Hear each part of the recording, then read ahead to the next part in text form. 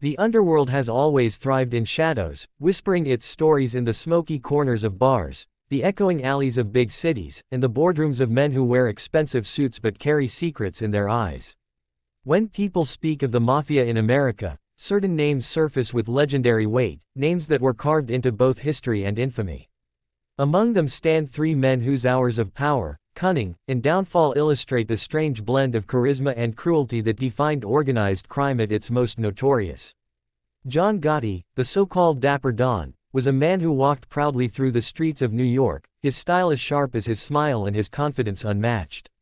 Tony Spilotro, the enforcer who brought Chicago's muscle into the glittering casinos of Las Vegas, became the symbol of violence wrapped in the neon haze of the Strip. And long before them, Vito Genovese carved his path in an era when the Mafia was solidifying its iron grip on America, reshaping its structure into the criminal empire we know through whispered stories and newspaper headlines. The story begins in the early hours of America's underworld, when immigrants crowded into New York neighborhoods in the late 19th and early 20th centuries. Poverty, prejudice, and the hunger for opportunity created fertile ground for crime families to rise. Vito Genovese was a boy in those years, born in a small town in Italy before his family sailed for America. Like many of his generation, he found himself in the tough streets of Little Italy, where opportunity rarely came honestly. To him, the hours of his youth were filled not with schoolbooks or safe playgrounds but with the raw lessons of survival. He understood early that strength and loyalty could make a man feared and respected, and that money was the one language everyone had to acknowledge. Genovese's climb was steady and ruthless. He attached himself to the circles of Charles, Lucky, Luciano, another immigrant who was reshaping the Mafia from the old world traditions into a modern criminal syndicate. Luciano understood that the endless feuding between families would only weaken them, and he envisioned a commission, a governing council for organized crime. Genovese, though younger and sometimes in Luciano's shadow, was ambitious enough to stake his claim. He was known for his iron will, a man who could play the long game but also act with brutal decisiveness when needed. Every hour of his life was calculated, every move deliberate. He expanded into narcotics when others feared to, understanding the enormous profits it offered despite the risks. While others still clung to bootlegging or gambling, Genovese was already thinking about international connections, smuggling routes, and alliances that stretched across oceans. By the late 1930s, when Luciano was imprisoned and later deported, Genovese saw himself as heir apparent. Yet his ambition often outpaced his control. In one of the darker chapters of his life, he fled to Italy to avoid prosecution, and there, under Mussolini's fascist regime, he thrived for a time, using the chaos of war to secure his position. But even exile could not sever his ties to America. When he returned, he began maneuvering to seize the top seat of the crime family that would eventually bear his name. Every hour of his reign was one of suspicion and plotting. He distrusted allies, betrayed confidants, and ordered hits on men who once dined at his table. His legacy became one of raw power, feared by many and trusted by few.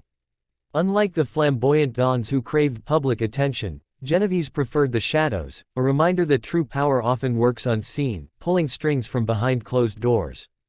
Decades later, a boy named John Gotti grew up in the rough streets of Queens, New York. His hours of childhood bore a resemblance to Genovese's: poverty, crowded homes, and the lure of street gangs. But unlike Genovese, Gotti possessed a natural charisma, an aura that drew people toward him. His laugh, his style, and his swagger made him stand out. By his teens, he was already known to police, running small hustles, stealing, and learning the codes of the street. The Mafia was in his blood before he ever earned his button, because the Gambino family, the largest of the 5 families, had tentacles in every corner of New York, and young Gotti was too ambitious to remain on the sidelines. For Gotti, every hour of his rise was a performance. He understood that image mattered almost as much as action. Where older mobsters preferred to stay low-key, he relished the limelight. His suits were immaculate, his hair slicked back, his presence magnetic. He soon proved himself as a loyal soldier, willing to take risks and willing to spill blood when orders demanded it. Yet Gotti was no mere follower. He had a vision for himself, and he was impatient with leaders who seemed weak or indecisive. When Paul Castellano, the head of the Gambino family in the 1980s, began steering the family into white-collar crimes and away from the streets, Gotti felt Castellano was out of touch with the soldiers who earned their stripes the hard way. Castellano's disdain for drug dealing, while understandable given the federal heat it attracted, clashed with the reality that huge profits were pouring in from narcotics. Gotti knew that money was power, and he resented Castellano's aloofness. The infamous night came in December 1985, outside Sparks Steakhouse in Manhattan.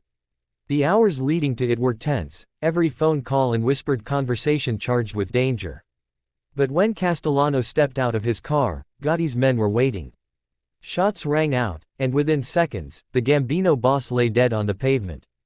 Gotti watched from a car nearby, calm and composed. In those hours, the Gambino family was reshaped, and John Gotti declared himself its leader.